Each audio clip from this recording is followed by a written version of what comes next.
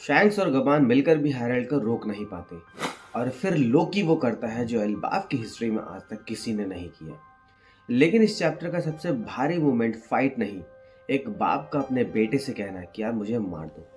इसलिए इस चैप्टर को नॉर्मल समझ के इग्नोर मत करना।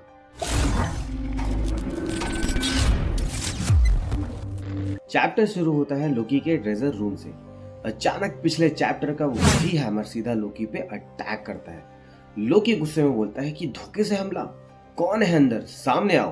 और फिर वही मोमेंट पे लोकी ये कहता है कि अब जो भी हो मुझे तो ये डेविल फ्रूट खाना ही पड़ेगा। लेकिन तभी हैमर के एक ही इम्पैक्ट से जमीन में दरारें पड़ जाती हैं और पूरा फ्लोर टूट जाता है। भाई लोकी शॉक में कहता है कि ये हैमर इतना भारी तो नहीं हो सकता, आखिर हो क्या रहा है, क्या ये पुराना कासल खुद ही गिर रहा है। अब सीन शिफ्ट होता है हैरल्ड की तरफ। वो लोकी को सीधा देखकर कहता है तुम्हारी कोशिश बेकार है लोकी। हैरल्ड बताता है कि जनरेशन से रूलर इस डेविल फ्रूट पे नजर रखे हुए हैं, लेकिन सदियों से इसे किसी ने खाया ही नहीं है। और ये चॉइस की वजह से नहीं था, बल्कि इसलिए क्योंकि कोई खा ही नहीं सकता था, क्योंकि इस डेविल फ्रूट का गार्डियन है रागनीर। रागनीर किसी को भी इस फ्रूट के लायक नहीं मानता और इसी वजह से रागनीर लोगी पे हमला भी करता है। हैरल्ड बोलता है लेकिन मेरी करंट स्ट्रेंथ के साथ, और इसी बीच गबान और शैंक्स सीधा हैरल्ड पर अटैक कर देते हैं। हैरल्ड अपनी बात पूरी कर ही नहीं पाता। गबान हैरल्ड की तरफ देखकर कहता है कि उसके जख्म अब लगातार दर्द दे रहे हैं। शैंक्स तुरंत ऐड करता है कि और उसकी हीलिंग एबिलिटीज अब उस स्पीड को मेंटेन नहीं कर पा रही है। गबान बोलता है कि प्रेशर कम मत होने देना, अगर हमने उसे छोड़ दिया तो वो फिर से संभल जाएगा। और इस तरह के लोग कॉन्करर हाकी कोटिंग के सामने कमजोर पड़ जाते हैं। ये सुनते ही हैरल्ड भड़क उठता है और गबान तुम्हें मेरे खिलाफ जाने की हिम्मत कैसे की, और अपनी एक्स के साथ सीधा गबान पे हमला कर देता है। गबान लास्ट मोमेंट पे डॉज करता है और कहता है बिल्कुल सही, सिर्फ इसलिए कि तुम पागल हो चुके हो हम तुम्हें खुला नहीं छोड़ सकते। इतने में शैंक्स पूछता है गबान सा आप नाइट्स ऑफ गॉड की कमजोरी के बारे में जानते हो। गबान जवाब देता है कि मुझे याद भी नहीं कि कितनी बार उन्होंने तुम्हें वापस ले जाने की कोशिश की। और फ्लैशबैक में दिखाया जाता है कि पायरेट किंग की शिप के आगे मतलब पास में नाइट्स ऑफ गॉड आते हैं और बोलते हैं कि हमें पता है वो लाल बालों वाला लड़का तुम्हारे साथ है, वो हमारे कैप्टन के बेटे जैसा दिखता है, हमें सौंप दो। और ये याद करते हुए गबान कहता है उस वक्त मैं उन्हें फेल देता था और उन्हें हम वापस भेज देते थे। शैंक्स कहता है कि हाँ उस समर्स ने मुझे कुछ ऐसा ही मेंशन किया था, summers is one of the night of God. गबान बोलता है वो भी क्या दिन थे, सच कहूं तो ऐसी फाइटिंग फोर्स का होली लैंड से आना ही सरप्राइजिंग है, क्योंकि ज्यादातर सेलेस्टियल ड्रैगन असल में बिल्कुल काम के नहीं होते। शैंक्स कहता है कि वो लोग खुद को डिवाइन समझते हैं, जमीन से दूर आराम की जिंदगी जीते हुए और हमारी दुनिया से पूरी तरह अलग रहकर। गबान कहता है वैसे भी मेरी जिंदगी हमेशा मुझे गूज़बम्प्स देती रही है और तुम इसे किस्मत समझ सकते हो। हैरल्ड गुस्से में अपना अटैक जारी रखता है और उसके हमलों को डॉज करते हुए शैंक्स और गबान बात कर रहे होते हैं। शैंक्स कहता है गबान सा मैं हैरल्ड को बचाना चाहता हूँ। गबान तुरंत जवाब देता है पर यह बात तो तुमने ही मुझे सिखाई थी कि जब कोई नाइट ऑफ गॉड बन जाता है तो उसे बचाना कितना नामुमकिन होता है। देन इसका रिप्लाई करते हुए शैंक्स धीरे से कहता है कि मुझे डर है कि लोकी ही हमारी सबसे बड़ी उम्मीद है। अगला पैनल लोकी को दिखाता है कि मुझे बार बार कहने पर मजबूर मत करो, मूव इट हैमर, मतलब हट जाओ हैमर।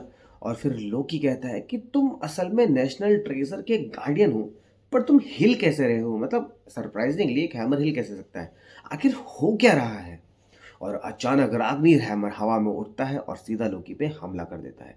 लोकी गुस्से में चिल्लाता है कि बस अब बहुत हो गया। वो अपने हैमर से राग्नीर पे जोर से वार करता है और इसी एक पल में लोकी का हैमर टूट जाता है और लोकी चिल्लाता है आ मेरा हैमर। और अगला पैनल बिल्कुल खामोश है। राग्नीर हैमर अचानक से छोटे से स्क्विरल में बदल जाता है और रो रहा होता है दर्द से, और इसी खामोशी को तोड़ता है हैरल्ड का हमला। हैरल्ड अपने वेपन को घुमाता है और पूरी ताकत के साथ चिल्लाता है बी गॉन, चले जाओ यहाँ से। और अटैक डॉज करते हुए शैंक्स पूछता है इसका अंत हम कैसे करें।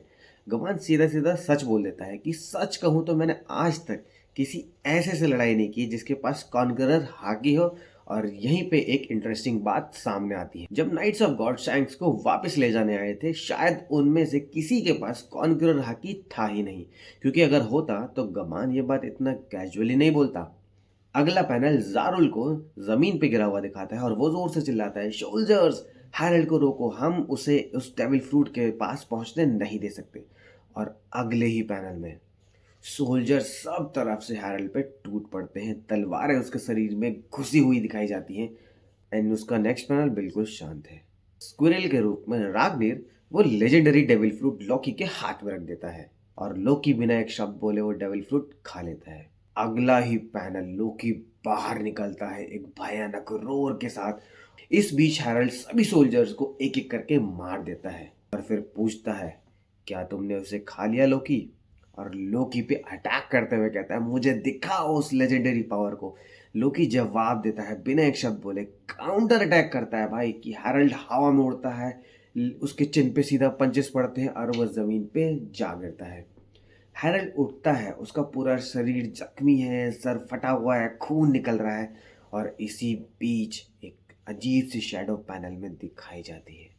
अगला पैनल लोकी वापस अपनी ह्यूमन फॉर्म में है, उसके हाथ में रैग्निर हैमर है और वो अटैक फॉर्मेशन में खड़ा है। हैरल्ड लोकी को देखकर कहता है, मुझे पता था तुम्हारे अंदर एक कॉनकरर का खून बहता है। और लोकी इमोशनल होते हुए कहता है कि अगर तुम होश में आ गए हो तो। हैरल्ड बीच में काट देता है और ये ज्यादा देर नहीं चलेगा, लापरवाही मत दिखाना। वो चारों तरफ से इशारा करते हुए दिखाता है कि देखो हर जगह सोल्जर्स की लाशें पड़ी हुई हैं और कहता है कि मैं वैसे भी इस पाप से नहीं बच सकता। लोकी रोती हुई आवाज में कहता है, आप कंट्रोल में थे है ना? हैरल्ड जवाब देता है, बिल्कुल नहीं, ये कुछ इस तरह से था।